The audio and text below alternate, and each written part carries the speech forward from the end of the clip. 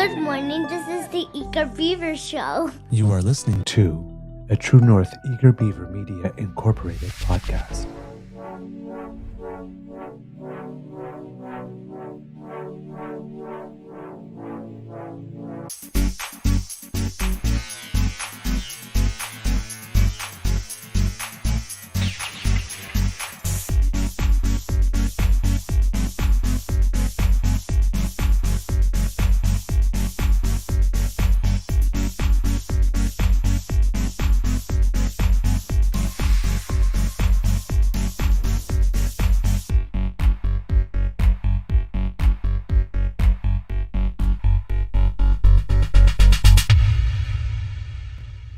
The True North Eager Beaver podcasts are proudly brought to you by our founding sponsors, the Misfit Mysteries from Corvid Moon Publishing, your source for science fiction, fantasy, and cozy mysteries featuring a broad diversity of characters, CanadianTarot.com, your uniquely Canadian online eclectic tarot community, and the Peppermaster, hot pepper sauces made from farm-fresh ingredients to thrill your taste buds and expand your mind.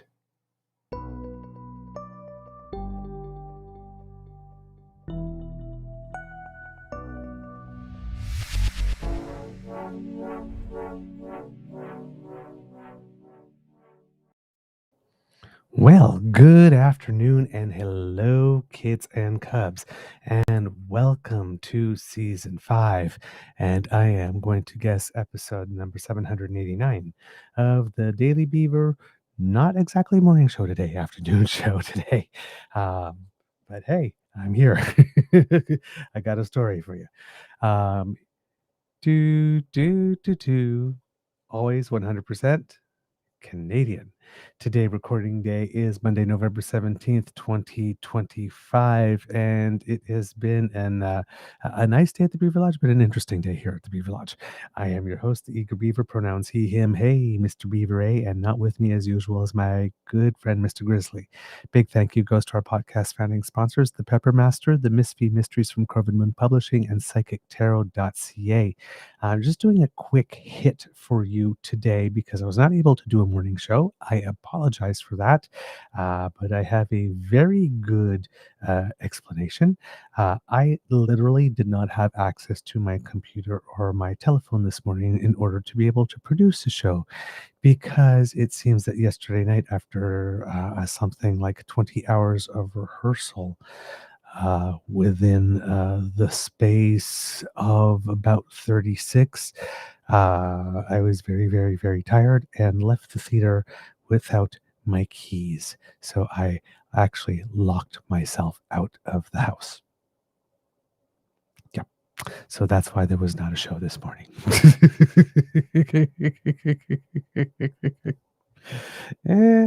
I was very, very, very, very tired.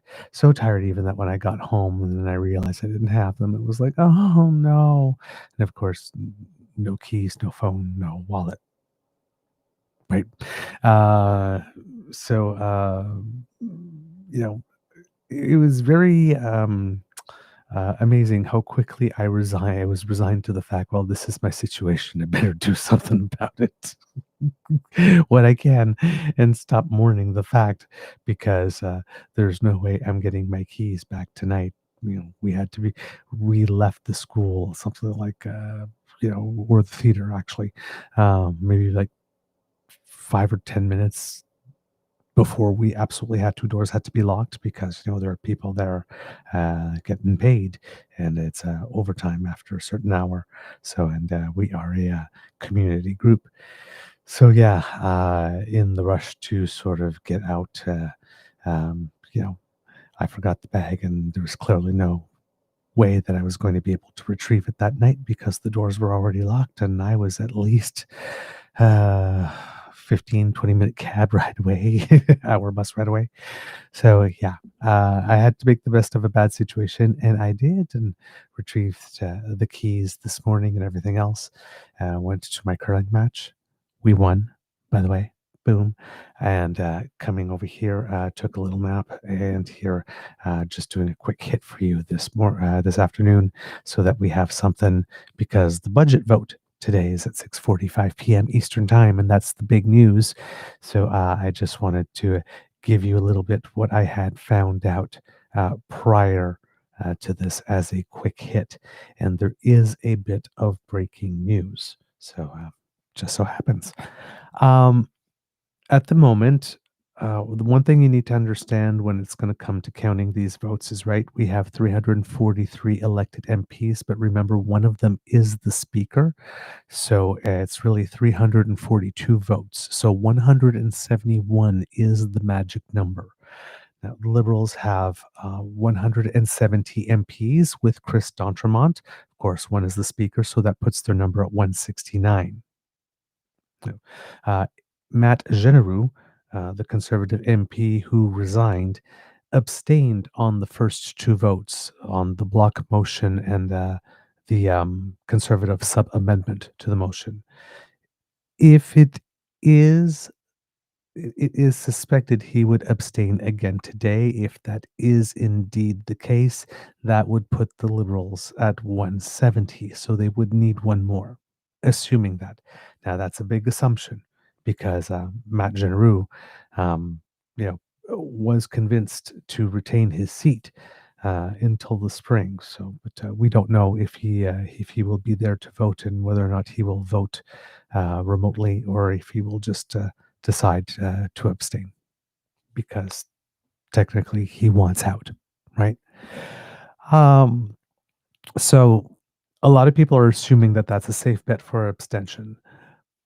Also, potential abstentions are going to come from the NDP, it would appear, in that interim leader Don Davies had said on camera that parties usually vote as a bloc, but the NDP is a party that doesn't actually have official party status, and there's a leadership race. And according to the Toronto Star, according to someone from the NDP, as reported by the Toronto Star, the party is $23 million in debt because, as we mentioned, right, a lot of NDP candidates didn't get 15% of the vote in their ridings, which means they didn't get the refund of their election expenses. And within the NDP, at one point, I think was under Mr. Singh, he had changed it so that those MP reimbursements, rather than going back to the riding associations, the EDAs, electric district associations, I believe, they went to the head office to help cover the debt because the NDP owns their headquarters and they usually borrow against their equity to run their election campaigns and then pay it back. And this is a move that has caused a bit of consternation within the party. There's been a lot of move from more active EDAs to have those funds go back to the electoral district associations and not the federal party at headquarters. So that's going to be an issue for whatever next leader comes along to resolve at some point. But in this sense, the caucus is a little split. So if Don Davies' early talk of the NDP being a party and they would probably all vote as a bloc has sort of gone by the wayside, and there's almost like a permission structure in there, or he's left the door wide open to abstentions, or maybe even a vote or two for. Heather McPherson, who is the MP who is in the leadership race, is probably, I believe, is on the record as saying she will vote against. Of course, that makes sense for her strategically. But there is word on the tweet that Gord Johns and potentially the interim leader, Don Davies himself, could be abstentions for the NDP. So you'll want to keep your eyes open for that when the vote comes. Gord Johns is the MP, the Member of Parliament for Courtenay Alberni. And I believe Don Davies is also British Columbia MP, if I am not mistaken. Vancouver Kingsway. Yes, there you go. So those are some places. There's also word on the tweet is that remember that article we read about conservatives fraternizing with people from other parties and that being frowned upon.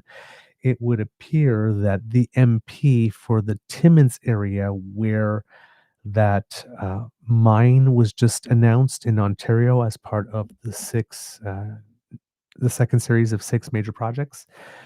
It appears that that MP, who's a Conservative MP, was at the announcement that Tim Hodgson did on that day. If you remember on the show, we said that the Prime Minister would be talking about the special projects, those projects of importance, and then there would be simultaneous announcements out of Montreal and Toronto. Dominique Leblanc was in Montreal for the Nouveau Monde graphite mine, and the Minister Hodgson, I think, who was the Minister of Energy, I believe. A couple of other things too, if I'm not mistaken here. I'll just take a little look at that. Minister of Energy and Natural Resources was there for the mine in Ontario. And I can't remember the name of it off the top of my head. So I will hopefully be able to draw it up here. The Crawford Project, so the second, I believe, largest nickel mine of the sort, I believe it is. If I remember what Prime Minister Carney was saying when he made the announcement. So yeah, this would be a big deal. So it would seem that that MP was there, and that could be a vote. It seems that there was some moves to also try to maybe sweeten the pot for some Bloc Québécois MPs. There's a lot of talk about developing the port of Saguenay, and and that MP there is Bloc. And there's a couple of other, I think, a couple of things in the Gaspé region as well. There were some attempts in the budget to put some things in to try and encourage some MPs from other parties to vote for the budget as well. So this is what we're looking at the moment. Potential Matt Genereux abstentions. See if the Conservatives actually field all their candidates for, or I should say MPs here, for voting in this case, because they did last time. There was 6 or 7, I believe, that didn't vote on the 2 motions. Assuming a Matt Genereux abstention, like I said, that brings to 170. It seems that if there is a Matt Genereux abstention, then the Liberals are at 171 and would get the budget to pass, because it appears that talks between the Liberals and the Greens continued going on, and Elizabeth May has announced that she will be voting for the budget. I have a little clip here for you. This is Elizabeth May putting a question to the Prime Minister in the House of Commons. It was that Elizabeth May was very concerned that nothing about reaching the Paris targets were mentioned in the budget, and had decided to press the Prime Minister to get an on-the-record commitment. So this is her in the House seeking that commitment on the record.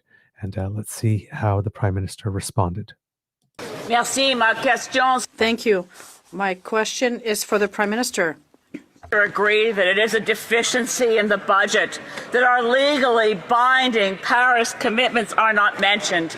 Can he confirm here on the floor of this House that in passing this budget, the government is committed to holding to as far below 2 degrees as possible, to funding climate adaptation, to delivering on the nature strategy, and continuing to engage in meaningful Indigenous reconciliation? Mr. Speaker, I'd like to thank the honourable member for advocacy of the Youth Climate Corps, which is in this budget and which this House can vote for. Vote for the future of this country. Mr. Speaker, this budget puts us on the path for real results for climate, for nature, for reconciliation. I can confirm to this House that we will respect our Paris commitments for climate change, and we're determined to achieve them. I can confirm with this House that, consistent with our Kunming Montreal commitments, the nature strategy will release in the coming weeks. We will build this country strong, sustainable, and pure for future generations. So that was a clip that was made available Merci, to ma us, question. Thank you. courtesy of the Green Party of Canada there. So it would appear that she asked for those commitments and she did get them on the record. We'll see how the Prime Minister lives up to them. But that, it would appear, was enough to secure her vote, which means that if that is indeed the case, 171 for the Liberals, and that would mean if all the Conservatives show up to vote with the Bloc and the NDP, it would be 171 to 171 for 342, and then the Speaker of the House would have to cast the deciding vote in this case, and by convention, the Speaker of the House always votes to keep the government going on matters of confidence if the Speaker is called to vote. So this here is Elizabeth May. An Indian. A firm commitment to something I hadn't heard before from Mark Carney, Prime Minister, that I'd heard previously from Mark Carney, former Governor of the Bank of Canada, former Governor of the Bank of England, former Special Envoy for Climate Finance to the Secretary General of the United Nations. I heard a firm commitment we will meet our Paris targets. That requires action very soon because the first target we're going to hit is 2030 and then 2035. Legally binding treaty commitments and a commitment to do far more that we've heard in the budget with funding for the Kunming Montreal commitments to nature, to stop beating up on Mother Earth and start the process of CPR. So, against what I had expected to say to you today, I'm going to vote yes. For the country, for the planet, and for my hope in the future. The Liberals can't count on me voting confidence in the government again without delivering on the words I heard. So there you have it, kits and cubs. One time only, unless it is followed by meaningful action. But Elizabeth May is on the record here, stating that she will vote yes. This, coupled with the fact that there doesn't seem to be a lot of activity in terms of booking planes and things of the like, and that the Prime Minister is scheduled to be on a flight later tonight to the United Arab Emirates, gives the impression that everybody on the Hill has pretty much agreed or is pretty much uh, um, accepted that this budget somehow will pass, unless, again, we get a last minute plot twist. But for right now, it is looking that there is going to be no election, that the budget will pass, and then we will see what happens after that, because there's a lot of promises being made to a lot of people, and it's going to be interesting to see if all of them can be kept. All right, kits and cubs. That's all I got for you in terms of breaking stuff. Quick little bit of news. Otherwise, of course, as you know, the Saskatchewan Roughriders won the Grey Cup, which means Mr. Grizzly was right all the way through in his picks. So trust your Grizzly when it comes to the CFL. He seems to know his stuff there. That's all I'm saying here. As well, kits and cubs. Some our Canadian men's or boys under 17 soccer team had to go to a shootout against Ireland in their round of 32 match, and unfortunately lost on at the shootout. But it was a great effort, and it was, I believe, the first time that Team Canada in that age group had made the playoff round.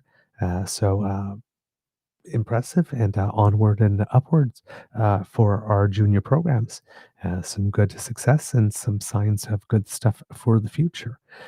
As well, Kits and Cubs, Team Canada took on Team Mexico and Denmark at the Billie Jean King Cup tennis tournament. This is to qualify for the World Zone, and Canada was playing against them too.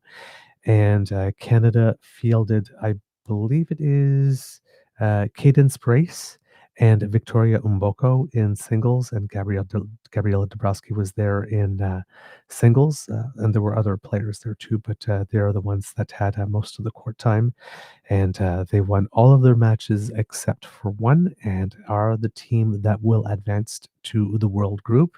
Canada won it, I believe, a few years ago. Anyway, I don't remember what year exactly.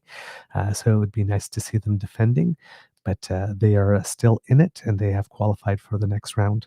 As well, Felix Auger-Aliassime got to the Final Four at the ATP Tour final, but bowed out to Carlos Alcaraz in the semifinal. But with his win to get him there, he rose to number 5 in the world, which is a career high for him as he ends the season, unless he decides to play a little bit to see if he can get to top 4 for better seeding at the Australian Open. But if not, he will end the year 5th in the world. And again, like I said, career high for him. So that's good news from our tennis players. As well, Kits and Cubs, our long track speed skaters were in action over the course of the weekend, and they did us proud. The season opener of the International Skating Union World Cup Speed Skating Series had Valérie Maltais deliver an outstanding performance, earning silver in the 3,000 meters, the mass start, and the team pursuit alongside Isabelle Weideman and Yvonne Blondin. Beatrice Lamarche, a new name for us, claimed bronze in the women's 1,000 meters, marking her first individual World Cup medal. That's a good sign going into an Olympic season. And Antoine Gélina-Beaulieu reached the podium with bronze in the men's mass start. So there you go. Definitely a good weekend for Team Canada. And our speed skating team, long track and short track, seem to be rather strong. So a lot to look forward to in this Olympic season. All right. I believe that is all I have for you today, Kits and Cubs, because I'm back off to rehearsal very soon. So this is it for this episode of the Daily Beaver Morning Show. We hope that you love listening to us because we love making this for you. Remember, sharing is caring and word of mouth is priceless. Priceless. So tell your peeps and poops all about us. All right. Very, very important. If you would like us to help you, Kits and Cubs, well, hey, we have a podcast version of our show for you. And if you would like to go to our pod page made available by the Ray Girl, you scan that QR code, or you go podpage.com/the True North Eager Beaver with a hyphen between each one of those words. And when you click on subscribe, when we have something fresh off the bandwidth, it comes directly to you. If you would like to help us, Kits and Cubs, you can do that by going down to the True North Eager Beaver Media Incorporated YouTube page. That QR code that just appeared in the corner will bring you there. And if you smash with our buttons, like, share, and subscribe, Kits Elaine and Cassie will definitely approve. Plus, it helps us with the algorithm. So thanks for that. And if you would like to help us in other ways, say financially, because we do incur some costs to bring this show to you, the QR code that just replaced the YouTube code on our screen will bring you to the Eager Beaver Lodge Emergency Hydration Fund, otherwise known as our tip jar. A couple of loonies or toonies in there really make our day. And like I said, it helps us with the costs of our show. And we thank you for all of your support, because you got to keep your beaver hydrated. A moist beaver is a happy beaver. Mm. Yum, yum, yum, yum, yum. All right. Let's see, what else do we have for you here, Kits and Cubs? Because democracy is something that you do remember, Kits and Cubs, we have House of Commons petition 6679. This one here to have encourage the House to bill that would encourage our MPs to be a little bit more honest, which would be nice, and for there to be some consequences if they are not. We have this one open until November 17th, 2025, and we are at 40,708 signatures, Kits and Cubs. So hopefully we can add yours to it soon if it's not there already. Well, if it's there already, then we can't add yours because you could only sign once. It's very important. It's very important. There are rules. There are rules. Okay. And of course, there's our comments petition. This one here, number 6821, Kids and Cubs. And one is House to introduce a bill that would make it such that Canadian media be owned by Canadians, producing news for Canadians in the best interests of Canadians. So this one's on for a little longer till February 18th, and we've got 6,095 signatures now. So this one's starting to grow here because when we first clued in, I think it had just crossed 4,000. So I'm glad that it's going around and that you are sharing the good word, Kids and Cubs. Thank you so much for that. And of course, Kids and Cubs as well. If I remember correctly, if you live on Prince Edward Island, there is a by-election going on for District 2, Georgetown Ponal, and the leader of the PEI Liberals, Robert Mitchell, will be running in that one, trying to gain a seat in the legislature. The vote will take place on December 8th. And there is also some early voting, however. And let's see, there's still a time for more candidates to be nominated. The candidate deadline is November 21st at 2 p.m. But advance polls will take place on November 29th, December 1st, and December 5th, with voting open from 9 a.m. to 7 p.m. each of those days. All right. Let's see. I guess that's everything. So, kids and cubs, it can be a tough world out there. Please be kind to and gentle with yourself. And, well, I guess I'm going to pretend you're here and that you all told me to cue the cock on 1, 2, 3. Yeah, I hear you. I hear you. I know you. I know you did. I know you will when you see this. So I'm obliging in advance. All right. Amour et bisous, and I will see you tomorrow. You are listening to a True North Eager Beaver Media Incorporated podcast. The True North Eager Beaver podcasts are proudly brought to you by our founding sponsors, the Misfit Mysteries from Corvid Moon Publishing, your source for science fiction, fantasy, and cozy mysteries featuring a broad diversity of characters, CanadianTarot.com, their uniquely Canadian online eclectic tarot community, and the Peppermaster, hot pepper sauces made from farm-fresh ingredients to thrill your taste buds and expand your mind. We are grateful to the Crier Media Network for its support, Pete Jarvis for our artwork, and Paul Joseph Something for our opening and closing sequence music.